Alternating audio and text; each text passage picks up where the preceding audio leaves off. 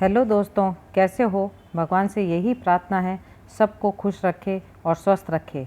हम लोग पिछले 7-8 माह से कोरोना से पीड़ित हैं। शायद आने वाले समय में भी हमें इसके साथ ही जीना है।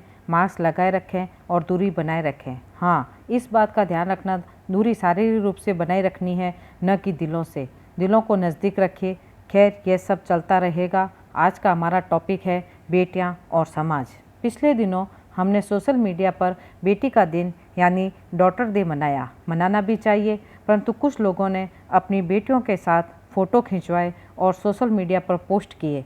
करना भी चाहिए, लेकिन मेरा ये कहना है कि हमारे यहाँ तो औरतों को तो खूब सम्मान दिया गया है, उसे देवी का रूप माना गया है। लक्ष्मी जी, सरस्वती, दुर्गा, यहाँ तक पुरुष से पहले नारी का नाम लिया जाता है, जैसे सीताराम, राधे श्याम। परंतु आज के परिवेश में मुझे लगता है कि ये केवल नाम के रह गए हैं। सरकार हमारा नारा देती है कि बेटी बचाओ बेटी पढ़ाओ, परंतु वास्तविकता में यह एक ढकोसला है।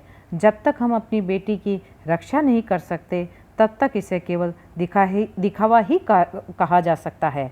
आज हर घंटे में एक लड़की को मारा जा रहा है। आज मैं आपको बताना चाहती हूँ, हम लड़की को जन्म देना क्यों नहीं पसंद करते।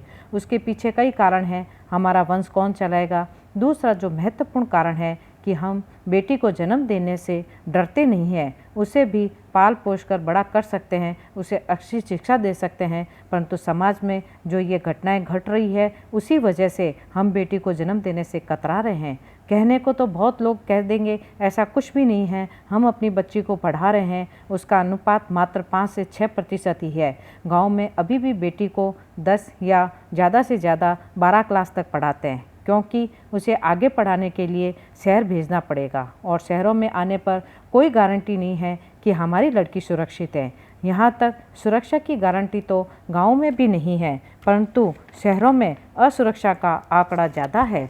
सरकार का ये नारा कि बेटी बचाओ बेटी पढ़ाओ तब तक पूरा नहीं हो सकता जब तक समाज बेटियों को मारता रहेगा। उसे पूरी सुरक्षा दो, वो आपका व आपके समाज व देश का नाम रोशन जरूर करेगी।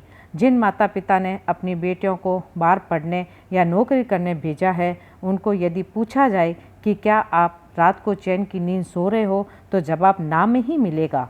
इसके लिए समाज को आगे आना है। हम अपनी बेटियों को इस प्रकार बचा सकते हैं कि बेटी को ये समझाएं कि किसी अनजान व्यक्ति से बात न करें, किसी के प्रलोभन में न आए, उसे अपनी स्वयं की रक्षा करना सिखाएं। जैसे जूडो, कराटे, लोग कहते हैं घर का काम सिखाएं। अरे, घर का काम तो वो बाद में भी सीख लेगी, अभी उसे मजबूत करने की ज़रूरत है। उन्हें बताएं कि आप अपने साथ पेपर स्प्रे रखें, अपने मोबाइल नंबर में GPS चला कर रखें, जिससे घर वाले उसे ट्रैक कर सके।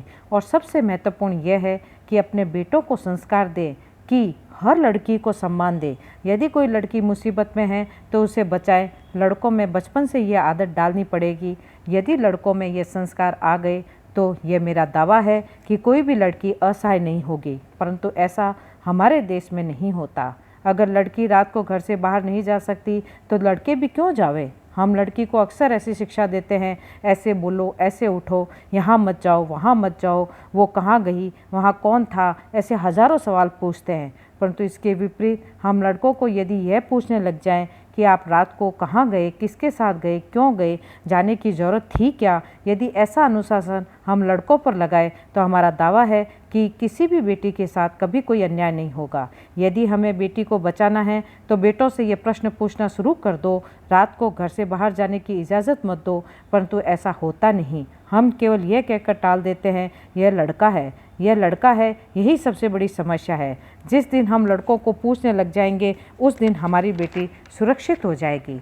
आज हमारे देश में 1000 लड़कों के अनुपात में 924 लड़कियां हैं। यह आंकड़ा हरियाणा में सबसे कम है। यदि हमें लड़कियों को बचाना है तो केरल की तरह आगे आना है। वहाँ लड़कियाँ इसलिए आगे हैं क्योंकि वहाँ मातृत्व प्रधान प्रणाली चलती है। इसके अलावा पूरे भारत में पितृत्व प्रधान प्रणाली चलती है, उससे लड़कियाँ सुरक्षित नहीं रह सकती है।